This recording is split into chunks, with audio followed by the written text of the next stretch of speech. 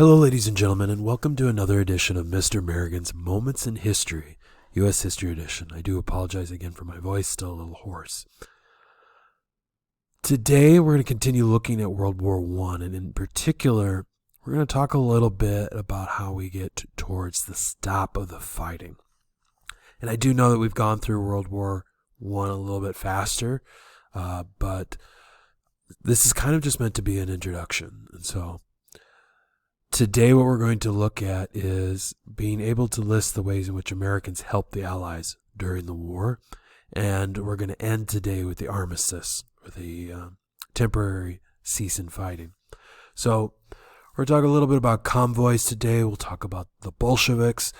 And in that conversation, we'll talk a little bit about why Russia plays an important role in World War I. We'll also get into the Treaty of Brest-Litovsk. We'll talk about John J. Pershing, and we'll talk about the Armistice. So one of the things that we left off with was why the United States ends up getting into the war. And we were talking a little bit about submarines, and so one of the things that the United States started to do was to ensure that ships with much needed supplies were actually going to get to or actually reach Great Britain.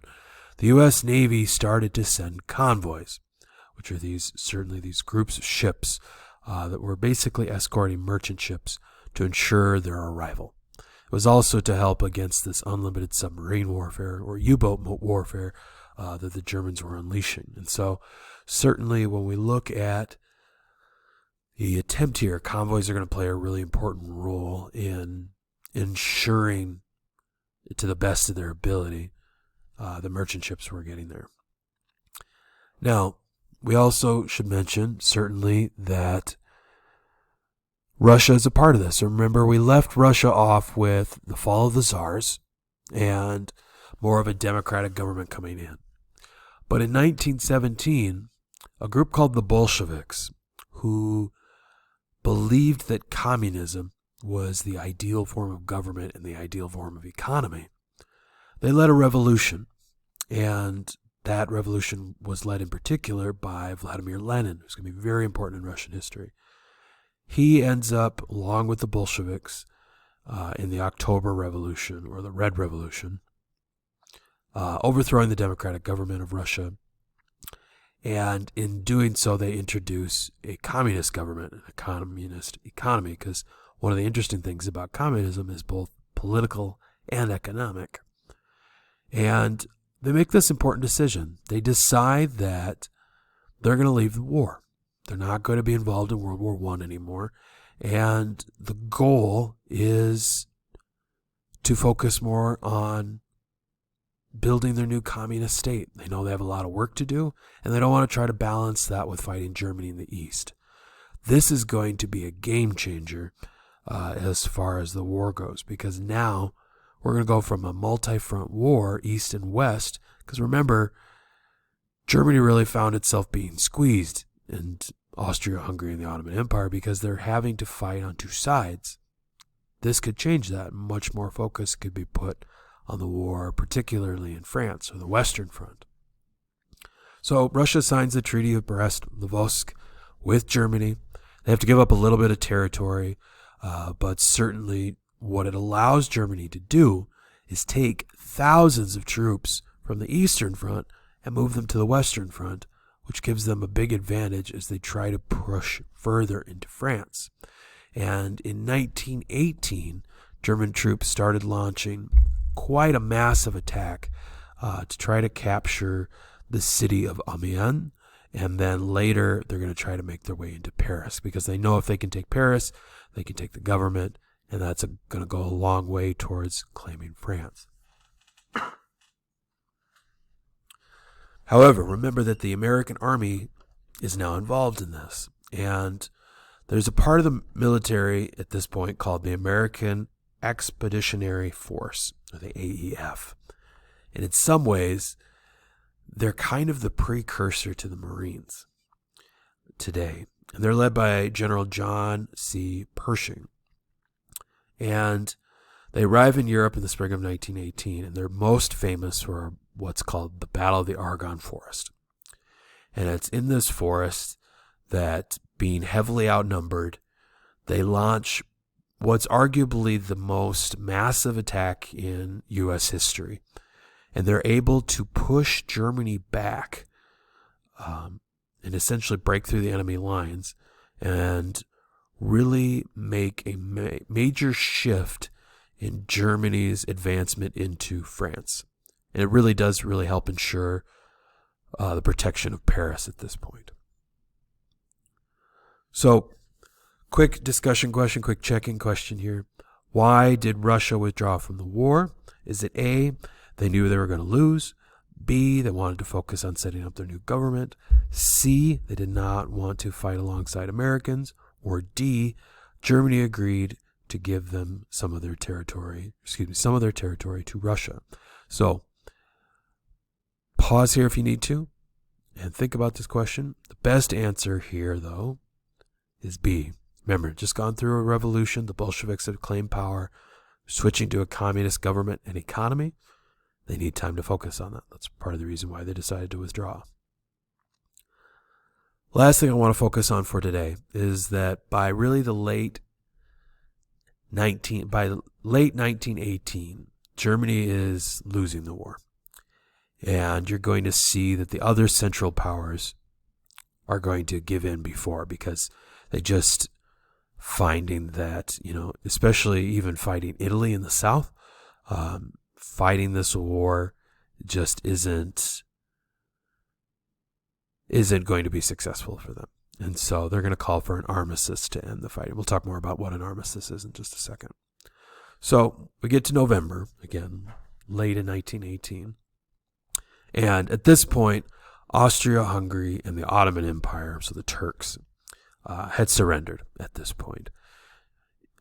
Even though the war isn't being fought in the Eastern Front anymore, again, you do have troops pushing in from the south through Italy, who have been able to certainly divide and defeat the Ottomans. You've also had Britain fighting with, groups like the Palestinians to help defeat the Ottomans. A whole bunch of history we could get into there, but that'll have to be for a different day.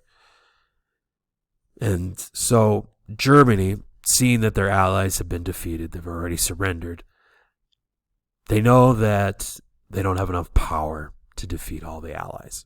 And so the German government starts to appeal to President Wilson and to the allies for an armistice, which is a temporary peace agreement to end fighting. Essentially, it's the first step towards ending a war. And while a peace treaty officially will end the war, it's the first step. And so Wilson consented, otherwise agreed, but only under certain conditions. One, Germany had to accept Wilson's plan for peace and to not renew hostilities. Wilson comes up with a multiple-point plan in which he wants to try to help ensure that something like this doesn't happen again. And he's going to have a major push for it. We'll talk about this later. But it's going to try to create more international agreement and try to prevent this kind of escalation into such a large-scale war. Also, all the German forces need to leave Belgium and France as well, and Wilson was only going to deal with civilian leaders instead and not the military. And the big reason for this is thinking back to the propaganda he used in the war. He wanted to ensure that there was going to be change. And it was more symbolic that the people were the power rather than the military, rather than the Kaiser. And so, in some ways, this is Wilson playing up to the United States and to the Allies and making this war about democracy as well.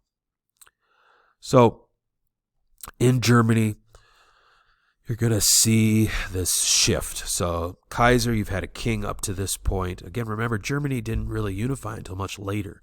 So they're kind of a little bit behind some of the trends that are happening in other Western powers, especially in Europe.